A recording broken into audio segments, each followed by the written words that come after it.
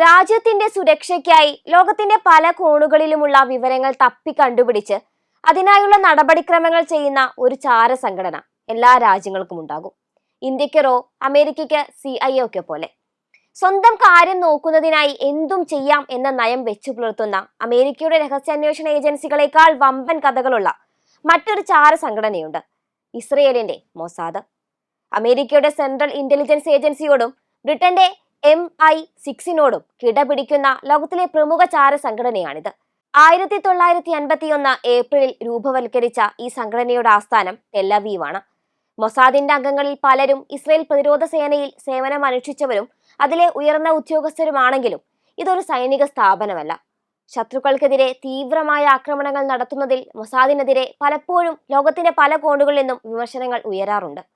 കൊലപാതകങ്ങൾ, തട്ടിക്കൊണ്ടുപോകൽ, പീഡിപ്പിക്കൽ എന്നിവയൊക്കെ അതിക്രൂരമായാണ് ഇസ്രയേൽ നടപ്പിലാക്കുന്നത്. അന്തർദേശീയ നിയമങ്ങൾ ലംഘിക്കുന്നതിനും മൊസാദ് പലതവണ ആരോപണം നേരിട്ടിട്ടുണ്ട്. ഹമാസ് സൈനിക കമാൻഡർ മഹ്മൂദ് അൽ മഫൂഹ് 2010 ജനുവരി 19 ദുബായിലെ ഒരു ഹോട്ടലിൽ കൊല ചെയ്യപ്പെട്ടതിനു പിന്നിലും ഇസ്രയേൽ ചാര സംഘടനയായ മൊസാദ് ആണെന്ന സംശയങ്ങൾ ശക്തമാകുന്നുണ്ട്. ഹാ മൊസാദ് ലൊമൊദി ഇൻ ഉലെ തഫ്കിദീം മെയുഹാദീം എന്നതാണ് മൊസാദിന്റെ ഇസ്രയേലി നാമം. Institute of intelligence and special operations എന്നാണ് ഇംഗ്ലീഷിൽ ഇത് അറിയപ്പെടുന്നത്. ചരിത്രം കണ്ടതിൽ വെച്ച് ഏറ്റവും ക്രൂരമായ രഹസ്യാന്വേഷണ മുറകൾ നടപ്പിലാക്കിയതിൽ ഇസ്രയേൽ ചാര സംഘടനയുടെ പങ്ക് വളരെ വലുതാണ്.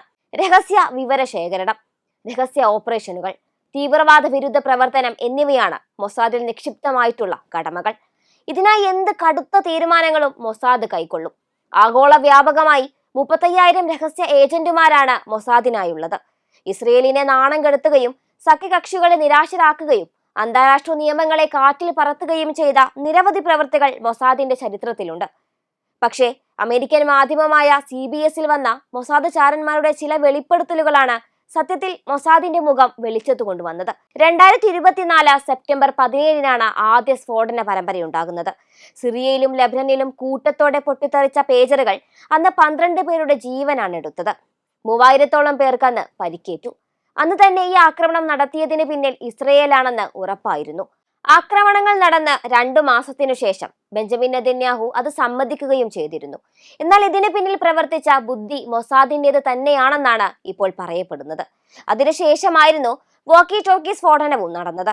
കിഴക്കൻ ലബനനിലെ സൊഹ്മോർ പട്ടണം, ബെക്കാവാലി തുടങ്ങിയ വിവിധ ഇടങ്ങളിലായിരുന്നു അന്ന് സ്ഫോടനം നടന്നത്. 71 വീടുകളിലാണ് തീപിടുത്തമുണ്ടായത്. മൊസാദിന് മുകളിൽ ഒന്നിനും സ്ഥാനമില്ല. അതായത് മൊസാദിനെ നിയന്ത്രിക്കാനോ മൊസാദിനു മേൽ തീരുമാനങ്ങൾ എടുക്കാനോ മറ്റാരുമില്ലെന്ന് മാത്രമല്ല, മൊസാദിന്റെ തീരുമാനങ്ങൾക്ക് എതിരഭിപ്രായങ്ങളുമില്ല. ഇസ്രയേലിനുള്ളിൽ ഡീപ് സ്റ്റേറ്റ് എന്നാണ് മൊസാദിനെ വിശേഷിപ്പിക്കാറുള്ളത്.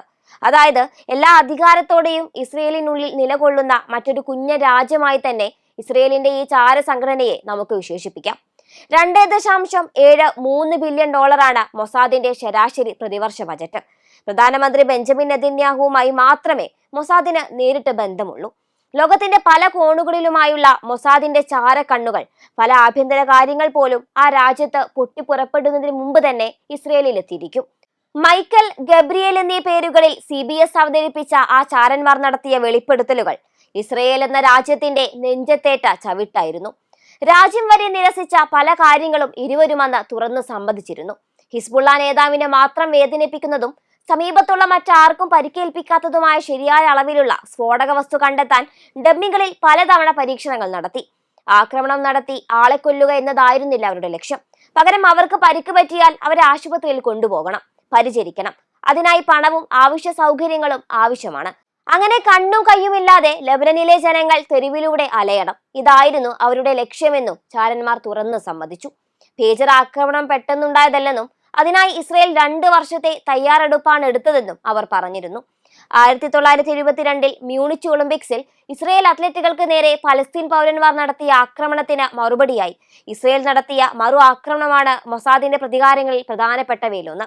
ആക്രമണവുമായി വലിയ ബന്ധമൊന്നുമില്ലാത്ത പലരും അന്ന് ഇസ്രയേൽ കൊലയാളികളുടെ കൈകൾ കൊണ്ട് കൊല്ലപ്പെട്ടു.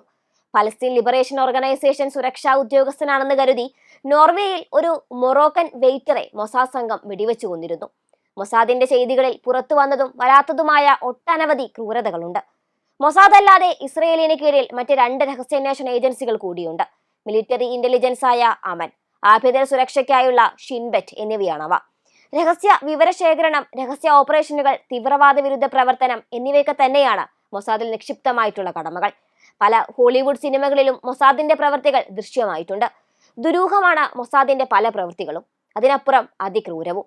തങ്ങളുടെ പ്രതികാരദാഹം അകറ്റാൻ വേണ്ടി യുദ്ധവുമായി ഒരു ബന്ധവുമില്ലാത്ത സാധാരണക്കാരുടെ ജീവൻ പോലും ഇല്ലാതാക്കുന്ന തന്ത്രങ്ങളാണ് മൊസാദ് സ്വീകരിക്കുക.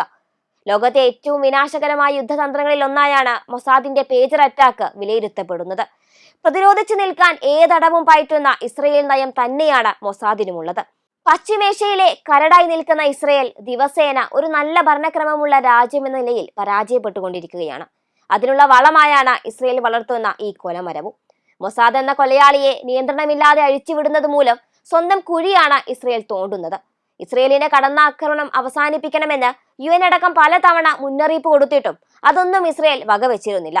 ശത്രുവിനെ ഇല്ലാതാക്കാൻ ആരും പയറ്റാത്ത യുദ്ധതന്ത്രങ്ങൾ പയറ്റി അന്താരാഷ്ട്ര നിയമങ്ങളെയും മനുഷ്യാവകാശത്തെയും ഒക്കെ കാറ്റിൽ പറത്താനും മനുഷ്യനെ ജീവച്ഛവമാക്കാനുമൊക്കെ അമേരിക്കയുടെ CIA, ഇസ്രയേലിന്റെ മൊസാദ് തുടങ്ങിയ ചാരസംഘടനകൾക്ക് മാത്രമേ സാധിക്കുകയുള്ളൂ. അതവർ പലതവണ തെളിയിച്ചിട്ടുമുണ്ട്. ചരിത്രത്തിന്റെ ഏടുകളിൽ മാത്രമല്ല, ഇപ്പോഴും അത് നടക്കുന്നുണ്ടെന്നതാണ് മറ്റൊരു സത്യം.